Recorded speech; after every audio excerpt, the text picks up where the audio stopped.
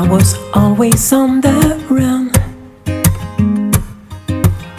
worried by what I'd become. Bonjour, je suis Déborah du blog See You Son. Mes invités sont des mamans multicasquettes, des warriors du quotidien, des femmes qui gèrent et qui galèrent comme vous, comme moi. Elles nous parlent de ce marathon aussi passionnant qu'épuisant qu'est la maternité. J'espère que leurs témoignages, leurs combats, leurs expériences vous inspireront et vous permettront d'être enfin la mère que vous avez toujours voulu être. La première fois que j'ai croisé Gaëlle, j'ai été frappée par sa beauté. On a échangé quelques phrases et j'ai compris tout de suite que c'était une femme qui avait des choses à dire et pas des moins intéressantes. Gaëlle, qui a des origines haïtiennes et hollandaises, est à la tête d'un mouvement contre le racisme en Belgique. Ce combat, elle le mène notamment pour ses deux magnifiques enfants, Gabriel et Adonis. Gaëlle est devenue maman très jeune et même si ce n'est pas exactement ce qu'elle avait prévu, elle a relevé le challenge haut la main. Elle m'a reçue chez elle pour parler de sa maternité engagée et de l'éducation concernée qu'elle donne à ses enfants. C'était l'occasion pour moi de confirmer ma première impression. Quand Gaëlle se met à parler, on est immédiatement captivé. Bonjour Gaëlle. Salut. Alors donc on est chez toi aujourd'hui. J'aimerais que tu te présentes, que tu m'expliques qui tu es, quel âge tu as, qui sont tes enfants, comment est-ce qu'ils s'appellent. Voilà, dis-moi tout. Ok, très bien. Donc je m'appelle Gaëlle Van Rosen, j'ai 30 ans. Je suis métisse haïtienne-hollandaise, mais je suis arrivée en Belgique quand j'avais 8 ans, donc ça fait plus de 20 ans que j'habite ici. Donc voilà, je travaille en communication digitale et je suis activiste aussi. Je me bats un peu pour le droit d'être soi et bon, ça a pris un angle assez précis. Je me bats plutôt contre le racisme, mais en tant que femme, en tant que jeune, il y a plein d'autres choses qui me touchent en tant que maman, la planète et tout ça. Mais mon gagne-pain aujourd'hui, c'est la communication digitale et je suis ce qu'on peut appeler une influenceuse. Je crois que c'est un terme un peu honteux parce qu'influencer à la surconsommation, je trouve ça juste nul. Mais je sais qu'avec ma voix, j'arrive vraiment à pousser des valeurs et des choses comme ça, donc voilà. Et j'ai 2 enfants, Gabriel qui a 6 ans et Adonis qui a 3 ans et demi. Est-ce que tu as toujours voulu être maman ? Est-ce que c'était vraiment un objectif dans ta vie ? Alors être maman n'a jamais été un objectif. Je me suis toujours vue maman, mais c'était pas du tout quelque chose que j'avais besoin ou envie de réaliser. Et en fait, quand j'avais 18 ans, mon père est décédé. Et je me suis rendu compte qu'on pouvait pas tellement faire des plans pour l'avenir et j'ai accepté tous les projets de vie positifs qui s'offraient à moi sans trop me poser de questions. Donc voilà, je suis tombée enceinte, c'était pas prévu, mais c'était un projet de vie et j'allais pas le reporter parce que je savais pas si j'allais avoir demain, quoi.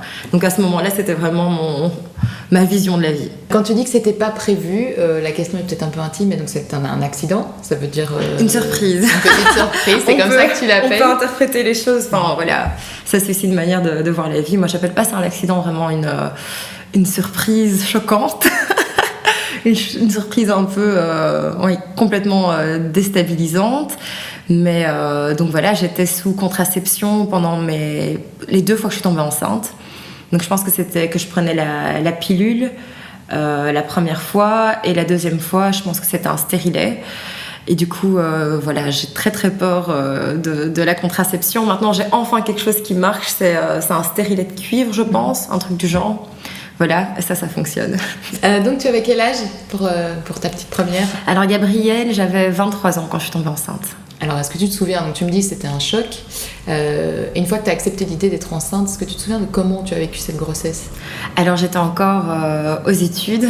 Je faisais mes études de communication, donc c'était un peu chaud de vivre cette grossesse à l'école, quoi. Mais cool en même temps. Avant de tomber enceinte, je travaillais en plus de mes études. Là, j'ai dû travailler un peu moins parce qu'avoir ces 3, la grossesse plus un travail étudiant plus les études, c'était un peu chaud. Donc voilà. Voilà, mes études tranquilles avec ma grossesse. Ça m'a pas du tout empêché de finir dans les premiers de ma promotion à grande distinction. Donc voilà. Donc t'es tombée à l'âge, justement, tu le dis, t'étais à l'école, t'es tombée à l'âge où tes copines, a priori, ne sont pas en train de faire des enfants. Est-ce que c'est quelque chose qui t'a marqué ? Est-ce que tu t'es sentie un peu paumée par rapport à ça, un peu seule peut-être ? Ouais, c'est sûr qu'il y a eu vraiment un grand changement dans mon entourage que j'ai pas spécialement voulu. Je me suis rendu compte que plein de copines qui m'aimaient bien pour aller boire des verres, elles voyaient plus trop d'intérêt dans la relation. Et à côté de ça, des relations des personnes avec lesquelles je passais moins de temps, elles ont été de plus en plus présentes et c'est des amitiés solides que j'ai aujourd'hui. Donc oui, un peu de frustration à ce moment-là, parce que c'est clair que j'étais plus la personne à laquelle mes copines pensaient. Et donc oui, ça a changé quelque chose, quoi. Et aujourd'hui, avec le recul, tu te dis que ça t'a renforcé? Que c'est quelque chose qui t'a vraiment appris peut-être à te débrouiller seule, à vraiment compter que sur toi-même ou...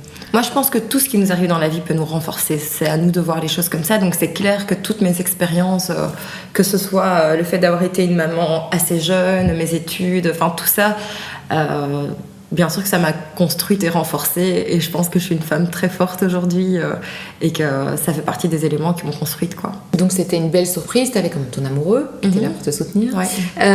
Est-ce que tu te souviens de comment les choses se sont déclenchées pour l'accouchement? J'ai accouché à l'hôpital d'Ixelles et on se baladait dans le quartier comme ça, Flaget, et on s'est dit ah oui, on n'irait pas chercher des petites enveloppes pour les faire part, donc en marchant jusqu'à une La Toison d'Or chez Emma. Et là, vraiment, c'était sérieux. Enfin, j'allais vraiment accoucher et j'ai dit à mon mari, mais Basile, il faut qu'on aille à l'hôpital. Il était, mais non, Gaëlle, ça va, on va continuer à marcher. Et j'ai pété un plomb, je fais, mais t'es fou, je vais accoucher, on y va maintenant. Et donc voilà, quoi, on s'est dépêché et elle est venue assez rapidement. Donc premier accouchement, ça a été avec péridurale, un petit accouchement sympa. Sauf que maintenant que j'y repense un peu. J'ai quand même eu quelqu'un totalement indélicat pendant mon accouchement qui m'a dit, en regardant, oui, maintenant ça passe ou ça casse. Je suis là, pardon. Enfin, parce que le rythme cardiaque de la petite baissait, mais je veux dire, on ne laisse pas une femme qui est sur le point d'accoucher en lui disant ça passe ou ça casse, qu'est-ce que ça veut dire? Et du coup, parce que mon col de l'utérus, on n'était qu'à 5 cm, donc la moitié. Et le bébé fatiguait. Et le bébé fatiguait, voilà. Et puis j'ai eu beaucoup de chance, je ne sais pas si ça a été psychologique, le fait de vouloir que les choses se passent bien, tout s'est déclenché. Enfin, ça s'est ouvert de 5 cm en moins d'une demi-heure. Puis ça a été, quoi. Parle-moi un petit peu du petit deuxième, du coup. Donc là, c'était aussi une belle surprise. Le deuxième, donc moi j'ai été très frustrée... de pas pouvoir bosser comme je le voulais parce que j'avais un bébé. Déjà ça, je m'attendais pas du tout à ce qu'un bébé soit une véritable charge à 23 ans. Et quand j'ai enfin terminé mes études, que j'ai décroché le job que je voulais et que j'étais sûre que j'allais plus jamais devoir être dans une dépendance financière par rapport à mon mari, c'est un truc qui m'a rendu dingue pendant la période où je pouvais pas travailler, en fait. Donc j'ai trouvé un job vraiment top, limite job de rêve, où je devais être acheteuse pour un grand concept store de luxe, aller choisir les collections à Paris et tout, donc super sympa. C'est à ce moment-là que je me suis rendu compte que j'étais enceinte, donc larmes, crise, je voulais vraiment pas ça pour moi à ce moment-là. Pour moi c'était vraiment juste... déprime totale. Et puis voilà, en Occident il y a des options auxquelles on peut penser. Bien sûr. Auquel on peut penser. J'y ai pensé, mais je me suis rendu compte que j'étais incapable de faire ça. Donc c'est une pensée qui m'a traversée. Et la semaine pendant laquelle j'y ai pensé, j'ai pleuré tous les jours. Mon mari aussi a pleuré tous les jours. J'étais en mode, mais pourquoi quel âge, là ? Là, j'avais 25 ans. Et on s'est dit, mais pourquoi est-ce qu'on irait dans une direction qui nous rend tellement malheureux ? Et c'est là que tout s'est un peu enclenché pour nous. On s'est dit, on va le garder, et on va se marier, et on va acheter une maison. On s'est vraiment dit, genre, c'est bon, là, on y va à fond, plus de doute, on fonce pour la famille. Et donc, toutes ces pensées-là, c'était avant le premier rendez-vous médical chez ma gynéco. Et là, bam, première prise de sang, on m'apprend que j'ai le CMV. Je connaissais pas du tout le CMV, donc je vois vraiment dans le regard de ma gynéco qu'elle est tellement triste de m'apprendre ça, mais moi je comprends pas quel est le problème. Elle commence de manière très soft en nous disant oui, il risque une surdité. Et là, moi je me dis, mais on peut tellement être heureux avec une surdité. C'est un truc que je savais que j'étais pas capable, que j'avais pas envie de faire, donc de toute façon pour moi, si je risquais d'avoir un enfant sourd, tranquille, il pourrait être sourd et goûter des choses délicieuses, et baiser, et voyager, et voilà. Oui, tu avais vraiment décidé que tu le gardais, point. Que je le gardais, et franchement, la surdité, c'était pas du tout quelque chose qui pouvait m'arrêter. Mais par la suite, j'ai été voir une experte du CMV qui m'a dit « Ah non, la surdité, elle vous a parlé du risque le moins important. Ce qui risque vraiment, c'est un handicap mental, moteur, 3-4 opérations le premier mois de vie, une espérance de vie jusqu'à 18 ans max, avec des souffrances pas possibles. » Là, je suis là « Ok, le CMV, c'est sérieux. » Est-ce que tu peux justement rappeler exactement ce que c'est, comment ça s'attrape ? Donc en fait, il y a deux choses qu'on peut attraper quand on est enceinte et pour lesquelles les médecins nous mettent en garde, c'est la toxoplasmose et le cytomégalovirus. Donc le cytomégalovirus, c'est un petit virus qui est de la famille de la mononucléose. Donc ça s'attrape un peu comme un rhume, une grippe. Quand on est totalement formé, c'est vraiment...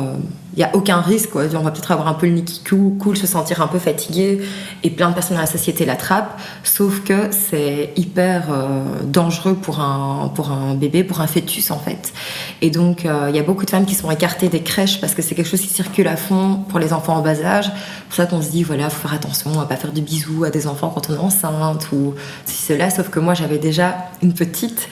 Et pas m'occuper de mon enfant, c'est juste impossible. Donc, ce que je pense, c'est que ma fille m'a ramené ça de la crèche. Mais voilà, oui, quoi. Tu l'as pas senti, tout le monde, oui, c'est ça, tout le monde, c'est un petit rhume, quoi. C'est un petit rhume, quoi. Donc, elle a eu un petit rhume, j'avais un petit rhume, tout le monde a un petit rhume. Donc, voilà. Sauf que pour un bébé, c'est hyper dangereux. Justement, comment tu as vécu cette deuxième grossesse-là en apprenant si tôt dans la grossesse qu'il avait le CMV? Donc ça a vraiment été une grossesse terrible parce que tous les mois j'allais faire des tests. On pouvait juste me dire qu'on ne voit pas encore le handicap, mais jamais que ça n'allait pas être là. Donc c'est simplement à 2 mois, ça va, on voit pas encore de traces de dégâts du CMV. À 3 mois, à 4 mois, à 5 mois. Et voilà, c'était très très stressant. Donc tous les mois, essayer de savoir si mon enfant allait aller bien. Il y a des amis médecins de la famille qui m'ont dit, Gaëlle, si c'était nous, on avorterait direct. Parce que c'est des amis médecins qui ont trop vu de femmes devoir interrompre des grossesses très tardivement, donc à 6 mois, 7 mois, 8 mois. Et à ce moment-là, c'est vraiment... on prend quelque chose qui arrête le cœur du bébé et on accouche d'un bébé mort, quoi. Donc très trash, plein d'amis médecins qui me disaient, Gaëlle, on te conseille d'interrompre maintenant parce que si tu dois le faire, j'avais le droit d'avorter jusqu'à 8 mois. Si tu dois le faire à ce moment-là, on ne sait pas comment tu pourrais te reconstruire. J'ai quand même décidé d'y croire. Et donc, il y a eu ponction, j'ai oublié comment ça s'appelle, en tout cas du liquide amniotique, d'autres choses. Et à chaque fois, c'était pas trop des bonnes nouvelles. Donc, on me disait vraiment que le CMV était passé. Et ce qui devait me fixer, c'était à 8 mois et demi, une IRM. Et à cette IRM, on m'a dit que j'avais plus de 90% de chance que mon bébé aille bien, quoi. Et là, tu t'es dit, heureusement que j'y ai cru. Ouais, donc grossesse hyper stressante. Et puis, ça n'a pas été mieux après la semaine de naissance. Je suis tombée vraiment sur une pédiatre terrible, vraiment une femme horrible. Parce qu'en fait, quand on vit le CMV, on a vraiment tout un accompagnement psychologique. On se rend compte du poids que c'est pour la mère. Quand mon fils est né, on a fait plein d'examens et souvent on voit des petites calcifications au cerveau des enfants. Mais cette pédiatre, quand elle a vu ça à la naissance, elle m'a dit « Désolée madame, désolée ». J'étais là « Quoi, désolée ?»« Désolée ». Je suis là « Mais quoi, désolée ?» C'est horrible. Elle fait « Mais quoi, vous saviez pas que vous aviez le CMV ?» Je suis là agressive en plus, je suis là « Mais si, je savais que j'avais le CMV ». Elle fait « Ben voilà, il a des calcifications au cerveau ». Oui, donc pas du tout dans l'empathie, pas du tout dans l'explication. Pas du tout. Et limite, la bonne attitude aurait été de dire il a des calcifications au cerveau, ça veut dire ça, voilà les options, voilà la réalité. Elle, aucune information. Et elle m'a dit d'ailleurs, vous savez, moi je pense que les gens qui ont des troubles du comportement aussi, c'est lié au CMV, on vous dit pas ça. Et je suis sortie de là, mais effondrée. Puis j'ai été voir un spécialiste, un neuropédiatre, il m'a dit mais non, on fait très rarement ce genre de test aux enfants, mais si on devait le faire à toute la population, une majorité des enfants auraient des petites calcifications au cerveau, ça veut rien dire. Donc peur de ma vie à l'hôpital d'Ixelles, et je m'étais dit qu'il fallait vraiment que j'entende quelque chose parce que je me dis le nombre de parents qui n'ont pas les ressources que j'ai. Moi j'ai pas mal de médecins dans mon entourage qui ont pu m'orienter vers des spécialistes. Oui, et puis ta force de caractère aussi, parce qu'il y a des mamans qui sont au fond du seau, quoi, après un accouchement hormonalement à l'envers et après cette grossesse, quoi. Donc vraiment, je me suis dit, il faudrait que je signale cette personne, mais à ce moment-là, j'avais pas d'énergie pour ça. Et souvent, pas souvent, mais peut-être tous les 3 mois, alors que mon fils va à 3 ans et demi, je me dis, Gaëlle, il faut vraiment que tu ailles à l'hôpital d'Ixelles pour signaler cette pédiatre oui, tu peux encore le faire. Totalement irresponsable, quoi. Donc du coup, aujourd'hui, ton petit garçon va bien. Si je peux juste me permettre de rajouter, donc j'ai eu 2 accouchements totalement différents. Gabriel, je l'ai fait avec péridurale, voilà. Mais mon fils, étant donné que j'ai quand même énormément culpabilisé parce qu'il n'a pas eu je pense que s'il ressent les émotions, ça n'a pas dû être très agréable pour lui dans mon ventre. Parce qu'entre les larmes, les peurs, et il y a quand même eu des petits moments où je me disais, qu'est-ce qu'on va faire ? Peut-être qu'il faut que... Et en arrivant à l'hôpital pour accoucher, je ne m'étais pas du tout préparée à un accouchement sans péridurale et j'y avais même pas vraiment pensé. Mais je me suis dit, à Denise, plutôt que de m'excuser en parole, je vais m'excuser concrètement. Sur la façon d'accoucher, quoi. Ouais. Concrètement, et donc j'ai accouché sans péridurale pour qu'on commence la vie quitte, quoi. Et là, du coup, tu te sens, comment tu te sens maintenant par rapport à tout ça? En paix avec toi-même. En paix, mais ça c'est sûr quoi. Enfin, je veux tu dire, l'as été par rapport à ton petit garçon à ce moment-là, vraiment cet accouchement naturel, tu t'es vraiment dit ça m'a aussi réparé d'une certaine façon de cette grossesse compliquée. Vraiment, et j'avais pas pensé à ça avant, mais pour moi on est reparti quitte dans la vie. Comment il va du coup aujourd'hui? Il va très bien, il est sourd d'une oreille mais il s'en rend même pas compte je pense, il se développe super bien avec les autres enfants, il est sur le top de toutes les courbes de croissance, il est très très très mignon, très gentil, c'est un petit bonhomme super super heureux, et je me dis, quand je vois l'enfant que j'ai eu, ma fille, je l'aime tout autant, hein. Mais quand je vois Adonis, ce petit soleil que j'ai eu, je me dis, pour mériter un enfant pareil, il fallait passer par ça, quoi. Donc voilà, ça valait vraiment le coup. C'est joli ce que tu dis. Tu as pris beaucoup de poids pendant tes grossesses. Tu en as parlé sur Instagram notamment. Donc tu m'avais dit c'est 34 et 28 kilos, c'est ça? Ouais. C'est beaucoup. Est-ce que c'est lié à quelque chose de particulier?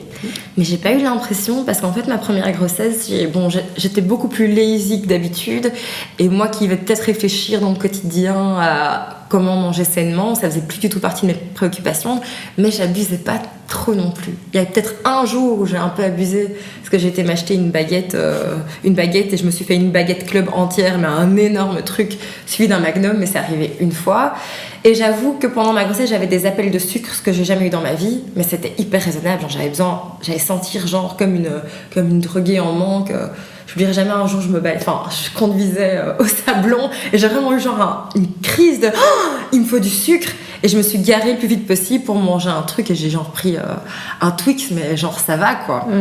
C'est vraiment les 3 derniers mois où j'ai pris, donc j'avais pris 18 kilos je pense les 6 premiers mois, et du coup si je fais le calcul, j'ai pris 16 kilos les 3 derniers mois de grossesse. Comment tu l'as vécu? Mais je me rendais pas tellement compte, j'avais plein de vêtements amples, et ma gynéco elle est très sympa. Parce que t'as des gynécos qui te rappellent. Moi j'ai été rappelée alors, je crois, j'avais pris 9 kilos et elle me faisait déjà des remarques quoi. Et je lui disais ça va, j'en ai pris 13 en tout, ça allait quoi. La mienne elle avait l'air hyper heureuse de me voir heureuse, et je montais sur la balance et elle était souriante et j'étais souriante. Oui, du coup elle t'a pas inquiétée par rapport à ça, et tu t'es pas inquiétée non plus. Non, et par la suite elle m'a dit que je suis quand même une grande femme, et que proportionnellement par rapport à mon corps, c'était pas non plus. C'était pas si choquant pour elle, quoi. Donc elle m'a pas trop mise en garde. Et deuxième grossesse, j'ai essayé de faire un peu attention. Du coup, j'ai pas pris 34 mais 28. Là, c'est déjà ça. Et du coup, l'après, ça s'est passé comment? Parce qu'on galère toutes un petit peu quand même pour perdre. Bon, t'as les mamans qui accouchent, qui ont beaucoup de chance et qui récupèrent leur corps tout de suite. Comment ça s'est passé pour toi? Moi, j'ai vraiment galéré. Je compte il m'a fallu au moins 1 an et demi par enfant pour retrouver mon corps. Mon corps, et donc psychologiquement c'était trash. Donc par rapport à l'allaitement aussi, j'ai eu du mal à allaiter ma fille. C'est peut-être parce que j'étais en blocus quand j'ai accouché, et je passais mes examens avec un nouveau-né, donc c'était peut-être que le stress a fait que j'avais pas beaucoup de lait, mais du coup hyper mal dans ma peau, j'arrivais pas à nourrir mon enfant, j'étais grosse, j'étais fatiguée, puisqu'elle mangeait pas, elle se réveillait sur toutes les 2 heures. Ça a été une période hyper trash, et du coup mon corps n'a pas aidé quoi. J'étais vraiment au bout du bout quoi. Et aujourd'hui voilà, tu as récupéré a priori ton poids d'avant Gabriel. Ouais, j'ai peut-être 1 kilo de plus. Ouais, c'est ça, mais t'as récupéré ta silhouette alors on va dire. Ouais, exactement. Et du coup tu en parles, j'ai vu sur Instagram, tu avais testé notamment un soin, je crois, anti-vergéture. Tu en parles assez librement parce que tu penses que c'est important justement d'un peu libérer la parole par rapport à ça, que la perfection... Ouais, j'avoue, je suis pas du tout gênée de pas avoir un corps parfait. Enfin voilà. Et du coup, j'ai quand même recherché quelques petites choses pour les vergetures. J'avais testé du laser chez le docteur Loïc, que je tiens à citer, parce que franchement, attrape-nigo de fou, des centaines d'euros pour rien, consultation, 1 heure d'attente dans sa salle. Elle m'a même pas reçu 7 minutes pour 150 euros, je crois. 7 minutes de discussion, hein. Donc là, vraiment, je me suis sentie arnaquée au plus haut point. Donc elle fait des petites zones hyper chères, et puis donc on s'attendrait à ce qu'elle fasse les zones de manière rapprochée, mais un peu n'importe comment à la va-vite. Donc horrible expérience où j'ai perdu mes sous avec le docteur Loïc. Puis on m'a proposé une collaboration, et là je me suis dit bon, j'ai rien à perdre, je vais pas devoir payer pour tester cette nouvelle technique de micro-needling. Et du coup j'ai testé ça. C'était au centre C'est l'esthétique à Lannes. Et vraiment choquée, bluffée par le résultat. Je pense que j'ai perdu d'aspect, plus ou moins 70% de mes vergetures, en tout cas une amélioration de la peau à 70% plus ou moins je dirais. Et j'étais censée faire 4 séances, mais j'ai pas fait ma 4e. Pourquoi ? Parce que c'est une dame qui faisait les deux premières séances et qui vient de la Réunion, je pense, qui a l'habitude des peaux un peu mates. Moi je suis métisse, donc voilà, j'ai la peau foncée. Et puis la nana qui m'a fait le troisième traitement, elle l'a pas mal fait, mais j'ai eu l'impression qu'elle y a été très fort et j'ai eu des croûtes qui m'ont vraiment fait peur en fait. Et elle a mélangé un produit qui soi-disant allait faire que ça fonctionne mieux, mais j'ai plutôt... Enfin voilà. Mauvaise expérience sur la 3e fois quoi. Sur la 3e fois, même si à terme ça a bien cicatrisé et il y a eu un bon résultat, je me suis sentie moins à l'aise que les 2 premières fois. Et c'est pour ça que j'étais censée faire genre des vidéos à chaque fois. J'ai fait des vidéos les 2 premières fois. Et voilà, je ferai plus de vidéos pour la suite. Mais voilà, c'est peut-être moi qui flippe pour rien. Et je peux quand même dire que chez l'esthétique, j'ai une amélioration de moins 70% avec Muriel. Et du coup, aujourd'hui, t'as l'impression que tu vis mieux ton corps parce que t'es passée par là ? Ou bien en fait, c'était juste... ça faisait partie de toi, tu faisais avec ? Mais est-ce qu'il y avait un complexe par rapport à ça ? Qu'est-ce que je peux dire ? Qu'est-ce que je peux répondre par rapport à ça ? Donc je pense que vraiment ma perte de poids m'a vraiment fait me sentir mieux. Faire du sport, ça m'a fait me sentir mieux. J'avais vraiment fait un deuil pour mes vergetures. Donc en soi, que ça s'améliore ou pas, ça n'allait pas trop changer ma... Tu t'étais fait à l'idée quoi. Voilà, ça faisait partie de mon corps. Mais moi, j'avoue, ça n'a pas trop changé ma vie parce que j'ai pris l'habitude de mettre des bikinis taille haute, par exemple, que je trouve hyper stylés, un peu rétro comme ça. Et j'ai pas envie de mettre des petites culottes. Enfin, j'ai l'habitude de mettre des tailles hautes, du coup, ça. Ouais, je sais pas. Ouais, non, ça a pas changé grand chose. Bon, on a déjà parlé un petit peu des défis, des difficultés que tu as connues pendant ta grossesse et puis juste après l'accouchement, notamment du CMV. Mais en termes général, en termes d'éducation, en termes de... Voilà, on a des enfants. Quelle a été ta plus grande difficulté ? Peut-être tes plus grands défis ? Quels ont été tes plus grands défis ? Ah, mais il y a tellement de choses, en fait. Je sais pas par quoi commencer. Le fait de perdre vraiment... En tout cas, oui, de perdre vraiment une liberté. Si c'est pas une liberté concrète parce qu'on a des babysitting, c'est vraiment une liberté dans son esprit. Parce que même si on voyage, on est tout le temps là pour les enfants et on pense plus pour une personne, on pense systématiquement pour 3. Donc oui, cette perte de liberté, clairement. Qu'est-ce qui peut être difficile ? Après, je retire beaucoup de choses positives de mon expérience de mère, mais... J'ai toute une théorie que j'ai développée par rapport au féminisme, par rapport à ça. En tout cas, j'ai vraiment eu un réveil féministe quand j'étais maman, parce que j'ai été élevée par une femme noire, célibataire, lesbienne, la totale, donc qui traînait tout le foyer. Donc voilà, j'étais déjà un peu sensibilisée à ça, mais de voir à quel point tout l'entourage avait une attente différente envers moi par rapport à mon mari, ça m'a choquée et dégoûtée. Et j'ai l'impression que justement la maternité fait que l'écart se creuse de plus en plus. Déjà avec toute cette théorie de princesse, le prince charmant en général c'est un homme un peu plus âgé, donc nous on a que 5-6 ans de différence, mais voilà, qui du coup normalement a plus d'expérience dans le travail ou qui a un salaire horaire plus élevé. Donc déjà quand tu prends ta pause et qu'à un moment il faut sacrifier sur le temps de quelqu'un, on va quasi d'office dire que c'est sur ton temps qu'il faut sacrifier parce que regarde, les factures, le truc, c'est bien gentil ce que tu ramènes. Mais on dépend peut-être plus d'un certain salaire que l'autre, ce qui creuse encore plus l'écart. Moi ça m'a vraiment rendu malade quoi, de me dire que quand on est maman, rien que physiquement, le fait de devoir, à un moment il faut prendre une pause pour accoucher, pour allaiter, pour trouver. Mais c'est physique quoi, faut le faire sortir. C'est physique, faut le faire sortir et je pense que l'enfant a quand même besoin de nous en tant que maman un minimum et du coup l'écart se creuse quoi. En fait c'est compliqué d'avoir de l'ambition. Je suis hyper ambitieuse et du coup c'est vraiment ça. Plutôt le fait de me dire que par rapport à mes ambitions, ça a été pendant longtemps moi qui devais faire des compromis par rapport au travail et pas lui. Et la culpabilité, ça a toujours été pour ma pomme, quoi. Tu deviens mère et avec ton enfant naît la culpabilité de la mère, quoi, systématique. Donc en fait, tu te dis toujours que tu pourrais faire plus, tu pourrais faire mieux, et les gens en rajoutent. Mais ça pourrait aller mieux si c'était une culpabilité partagée. Alors limite, tranquille, quoi. Mais c'est parce que de toute façon, tout dépend de toi. Avec ce rôle de bonne mère, on part de cette image de mère parfaite et quand on se compare en comparaison on est toujours en dessous, alors que le père parfait, les exigences sont tellement basses que dès qu'ils font un truc c'est genre waouh quoi. Voilà. C'est vrai, il a été chercher les enfants à l'école, c'est génial. Il est hyper investi. Ouais, moi j'ai été 4 fois et personne ne me félicite, quoi. Ouais, c'est ça. Tous les jours et tous les rendez-vous médicaux et toutes les nuits à l'hôpital, ça a été pour ma pomme et personne va te dire bravo.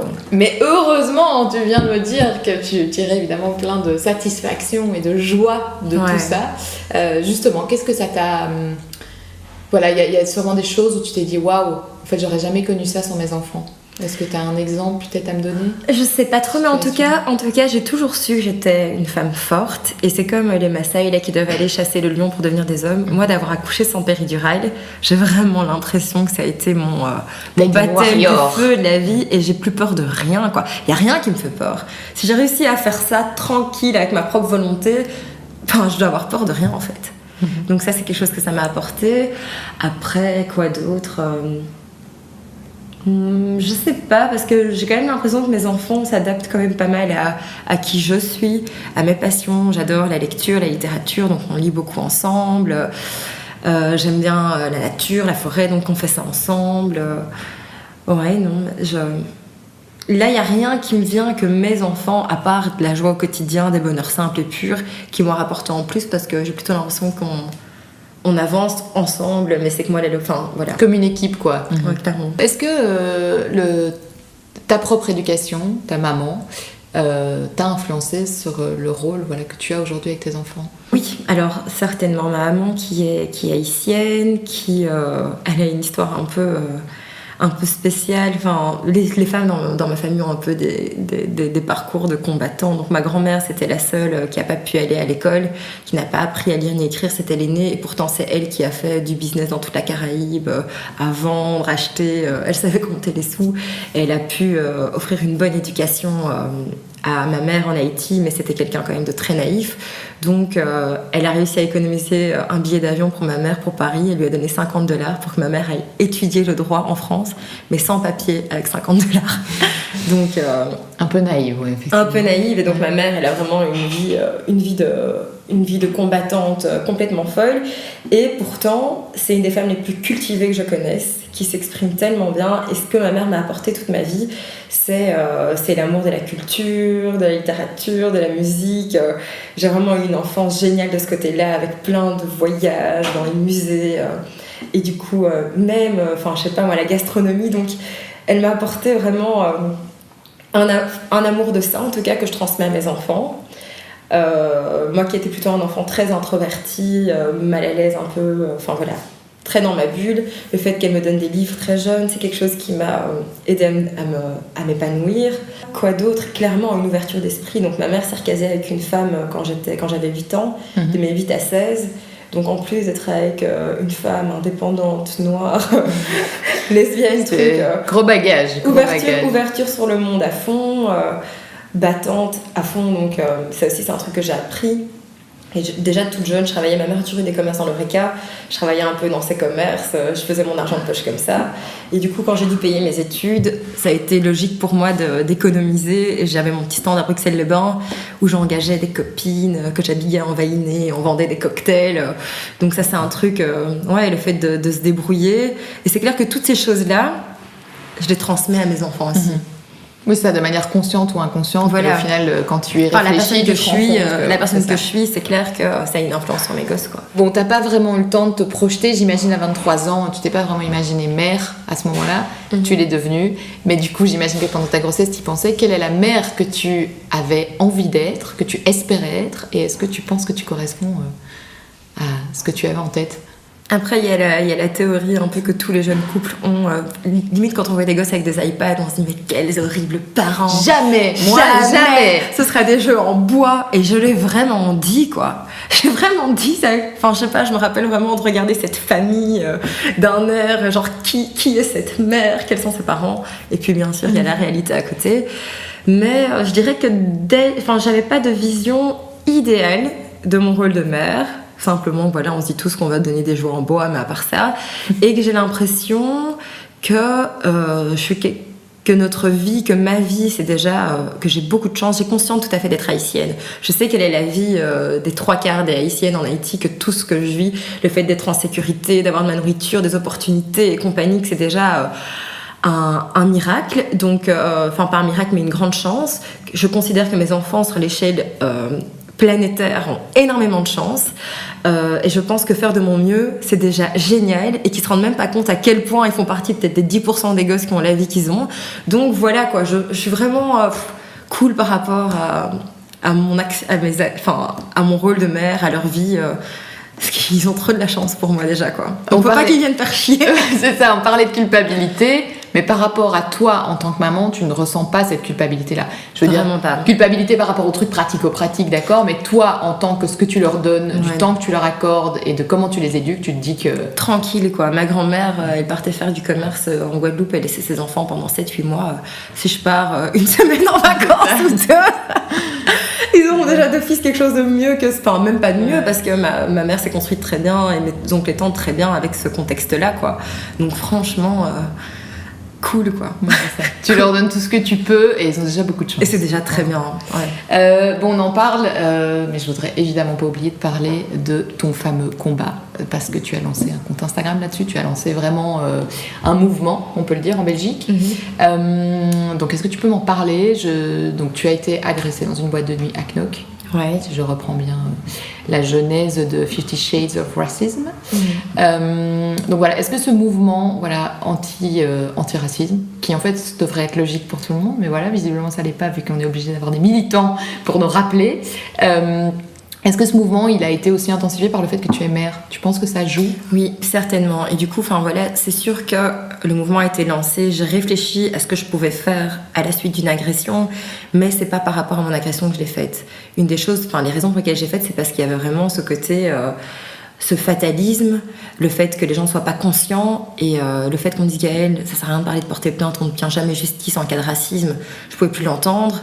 Le fait que je savais très bien que mon entourage blanc qui ne subit pas le racisme va faire oh choquant, alors que toute ma life j'ai vécu ça. Enfin, c'est juste un trop plein. Et donc c'était vraiment le fait de montrer que malheureusement le racisme, quand on n'est pas blanc en Belgique et ailleurs, on le subit mais tout le temps quoi, dans plein de choses différentes. Et comme élément qui a lancé mon mouvement, un élément beaucoup plus important que mon agression, c'est quand le seul enfant noir est parti de l'école de mes enfants. Ça, c'était 1 an avant que je lance le mouvement. C'est un petit garçon qui était dans la classe de ma fille et qui a pour qui la vie est devenue très difficile après la Saint-Nicolas, avec Zwarte Piet et compagnie. Ils sont dans une école néerlandophone. Et là, j'en pouvais plus parce que d'un côté, dans l'école, ils étaient là « Ah quoi, on comprend pas ?» Mais c'est tellement dur en tant qu'enfant afrodescendant, cette image du Zwarte Piet. Et du coup, l'école qui dit « Ah mais non, on n'est pas raciste ». Et je leur disais « Mais vous voulez pas juste écouter et entendre ce que peut être le vécu et la souffrance d'un enfant afrodescendant par rapport à ça ?» Ce que moi-même, j'ai vécu aux Pays-Bas en étant petite. Et du coup, on sent que ces personnes bien pensantes directement se braquent. Et à côté de ça, le fatalisme de la maman. Enfin, je dirais pas le fatalisme de la maman, mais la maman, elle est partie, quoi. Elle a accepté. Moi, j'ai pas été éduquée à accepter. Pour moi, quand il y a un problème... Tu montes au créneau, quoi. Oui, non, et c'est la personne qui est le problème qui doit partir. Et pas à nous de partir. Donc voilà, le mouvement, je l'ai lancé pour conscientiser la population quant à l'impact de toutes les nuances du racisme, sensibiliser et essayer d'unir les voies positives pour obtenir du changement, quoi. Donc voilà. Et le fait d'être maman, c'est sûr que peut-être qu'avant d'être mère, je me disais, voilà, j'ai moins une responsabilité par rapport à la société dans laquelle je suis, mais le fait d'être maman... je suis responsable de la société dans laquelle ils vont évoluer, je peux pas simplement être fataliste, quoi. Donc c'est sûr que le fait d'être mère, ça m'a certainement encore plus motivée à me bouger. Du coup, tu leur en parles, j'imagine, à tes enfants de tout ça, tu leur expliques qu'ils doivent pas se laisser faire si on leur fait une remarque. Est-ce qu'ils ont déjà subi des remarques Ma fille n'a pas subi... Enfin, mes enfants, j'ai l'impression qu'ils ne subissent pas trop, quoique un jour elle est rentrée et elle m'a raconté qu'il y a 2 petites filles blondes qu'elle trouvait trop jolies, à qui elle a dit « Ah, vous êtes trop belles !» Et les petites ont répondu « Ouais, mais toi tu ressembles à du caca, viens pas jouer avec nous et tout. » Ça, c'était le seul truc, je pense, qu'elle a pu entendre. Mais sinon, j'ai l'impression que ça va, que ça va à l'école. En plus, mes enfants sont carterons, ils sont vraiment clairs de peau, les yeux verts, les cheveux lisses bouclés. Enfin, ils passent Je pense qu'ils le subissent moins parce que leurs différences se voient peut-être un tout petit peu moins. Donc ma fille, elle l'écoute, elle entend tout, elle sait que sa maman mène un combat. Et donc c'est clair que quand je me suis fait agresser, elle m'a vue, elle fait « Maman, qu'est-ce qui s'est passé ?» Donc j'ai essayé de lui expliquer. Et elle comprend pas très bien le terme racisme parce que par exemple, elle a été discriminée parce qu'elle était plus grande. Elle est très grande. Elle était plus grande que d'autres enfants au stage la semaine dernière. Elle fait « Oui, maman, ils étaient hyper racistes. Ils voulaient pas jouer avec moi parce que je suis grande. » Tu vois.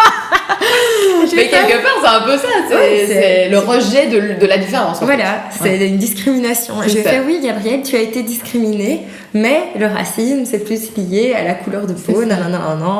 Et voilà quoi. Non, mais c'est intéressant, ça crée des discussions, du coup, j'imagine, super intéressantes avec elle. Elle est concernée, en tout cas. Oui, elle est concernée, elle comprend, elle sait pourquoi Nolan, le petit garçon, est parti. Elle est régulièrement, elle vient chez moi, elle fait c'est vraiment pas gentil que parce qu'il était brun, qu'on lui avait fait tout partir de l'école. Et donc, c'est une petite fille très sensible, très intelligente. Ce mouvement, c'est du coup aussi pour leur offrir une société un peu plus ouverte. Enfin, c'est vraiment en pensant à leur avenir aussi. Ouais, je pense que c'est important parce que je dirais que 70% de la population balance des deux côtés. D'un côté, ils peuvent être hyper ouverts et de l'autre côté, il suffit d'avoir, je sais pas moi, un attentat ou un truc pour que tout le monde soit en mode... La population switch très très vite et j'ai l'impression qu'avec la conscientisation, le fait de voir l'autre, et c'est pour ça que je fais des vidéos, des témoignages qu'on peut trouver sur Instagram et compagnie, ça déconstruit les préjugés en fait, d'être confronté à l'autre. Et je pense vraiment que ça peut aider, quoi, clairement. Et le fait de raconter, en tout cas pour ceux qui veulent entendre à l'échelle des enfants, rien que Zwarte Piet, ça peut faire que certaines personnes vont comprendre et avoir des comportements différents. Parce que par exemple, à la crèche de mon fils, j'ai l'impression que du côté francophone et néerlandophone, l'approche de Zwarte Piet est vraiment, de Père Quatard est très différente. Que ce qui est le grand méchant loup pour les francophones, c'est Zwarte Piet chez les néerlandophones. Et j'étais à la crèche et la maman disait au petit attention, un Zwarte Piet va venir, non. Mais pour un enfant, dans cette crèche, il n'y avait pas de noir. Pour un enfant qui n'a jamais vu de noir, Zwarte Piet c'est le noir. Il va confondre en fait toutes les personnes afrodescendantes dans son inconscient avec cette figure qui est censée fouetter, être méchante, prendre les cadeaux. C'est un peu horrible et c'est ce qu'on met dans la tête de beaucoup d'enfants néerlandophones, quoi. Quelles sont les valeurs du coup que tu as envie de transmettre à tes enfants ? Alors, la tolérance, j'imagine. Les valeurs que j'ai envie de transmettre à mes enfants, c'est plutôt le courage. Je pense que moi, j'ai appris dans la vie que rien n'était acquis, qu'on ne servait rien sur un plateau et qu'il fallait se battre pour obtenir ce qu'on voulait. Le courage, que ce soit des êtres humains positifs avec de l'espoir, parce que je pense que beaucoup de choses peuvent évoluer dans un bon sens et si on croit à des bonnes choses, ça peut avancer. Et puis, le fait d'être eux, en fait, de ne pas avoir peur, d'être qui ils sont. Moi, j'ai pas du tout peur de révélations que pourraient me faire mes enfants tant qu'ils sont dans le respect de l'autre et dans la bienveillance et des bons êtres humains. Pour moi, ils peuvent être qui ils veulent, quoi. Et il n'y a aucune limite dans la vie aussi, c'est ça. Enfin, l'espoir, le fait de croire et de se dire que tout est possible, en fait. Si on se bat. Quelles sont les choses qu'on ne t'a pas dites quand tu étais enceinte, quand tu étais maman de tout petits enfants, que tu aurais aimé savoir ? Alors moi, une chose qui m'a vraiment mise en colère, c'est après avoir accouché, on met son bébé au sein et en tant que maman, pour se sentir bien, on veut être capable de nourrir son enfant. Et le fait qu'il faille jusqu'à 3 jours pour la montée de lait, et moi vraiment, il n'y a rien qui sortait de mes seins pendant 3 jours, et avoir un bébé qui tète, qui pleure, le téton en sang parce qu'il désespère à avaler quelque chose, et qu'on dise « Ah, c'est normal, mais vous saviez pas que ça prend des jours à monter le lait ?» Tu fais quoi du coup dans ces cas-là quand ça vient pas, les 3 premiers jours ? Je sais plus, je pense qu'ils ont même pas donné de complément parce qu'ils partent du principe qu'au plus le bébé est désespéré, au plus il va téter, au plus vite ça va venir, donc l'horreur, quoi. Un peu brutal, quoi. Et autre chose que j'ai appris, c'est qu'il y a plein d'hôpitaux qui sont les hôpitaux amis des bébés, donc tout le groupe là, XL et compagnie, qui touchent des subsides par mère qui allait. Mais on n'est pas toutes capables d'allaiter. Moi par exemple, j'étais hyper stressée, j'avais pas de lait qui venait. J'ai une nana qui venait, une sage-femme qui venait 3 fois par semaine tirer sur mes seins comme des mamelles de vache en mode au plus tu vas tirer, au plus ça va venir. C'est jamais venu. Et ma fille, en tout cas, mes 2 enfants, ils ont ressemblé à des gollums leur premier mois de vie parce que je m'acharnais à essayer de leur donner un lait pour être une bonne mère alors que ce lait ne venait pas, quoi. Donc plutôt que du lait en poudre. Donc vraiment, ça m'a vraiment procuré énormément de colère de pas savoir que certains hôpitaux ont vraiment intérêt à te faire allaiter, même si c'est pas bon même si ton corps n'est pas idéal. Ou même si tu n'as pas envie d'allaiter. Voilà. Parce que j'ai accouché dans le même hôpital que toi, je n'ai pas allaité. Et c'est effectivement un hôpital ami des bébés où moi c'était insistance lourde sur la question, mais j'avais décidé que je voulais pas. Voilà, pression de folie. La pression. Et du coup, savoir, enfin voilà, être prête à s'écouter, à s'entendre, à dire non et pas céder. Parce que moi, la pression de l'allaitement, c'était pas que l'hôpital, c'était aussi le papa, c'était aussi ma belle-mère, hyper bio-bobo, en mode quoi. J'ai vraiment eu le droit à des. Alors que je désespérais parce que j'avais pas de lait, à des t'es tellement égoïste, ouais, tu vas arrêter, tu penses qu'à ta gueule, machin et tout, alors que. Genre Oui, t'as fait juste, ce que t'as pu, quoi. genre juste quand ça sort pas à un moment, quoi. Du coup, t'es passée au lait... En poudre après un mois pour les deux. Donc tu as quand même réessayé pour le deuxième. Oui, parce que j'avais cette image de bonne mère qui allait, et je me suis dit, c'est pas parce que la première fois, sous stress, ça passait pas, que ça ne passera pas la deuxième fois, donc j'ai tenté. Et aujourd'hui, voilà, avec le recul, tes enfants sont un petit peu plus grands. Qu'est-ce que tu as envie de dire à celles qui viennent de tomber enceinte, qui sont en train de penser à faire un enfant, qui sont sur le point d'accoucher et qui savent pas du tout voilà, ce qui leur attend derrière? Pour moi, c'est très important qu'on fasse de notre mieux, mais qu'on donne le maximum d'outils à nos enfants. Autant on peut être cool sur certains plans, autant je pense que c'est vraiment notre rôle de mère de leur mettre le maximum d'outils à disposition.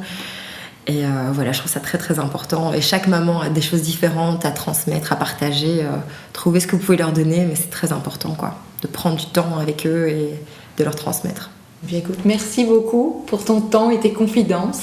Avec plaisir. Merci, j'espère que ça en aidera quelques-unes. Voilà, t'écouter comme ça, parler si bien de tes enfants et de ta maternité. Merci Gaëlle. Salut.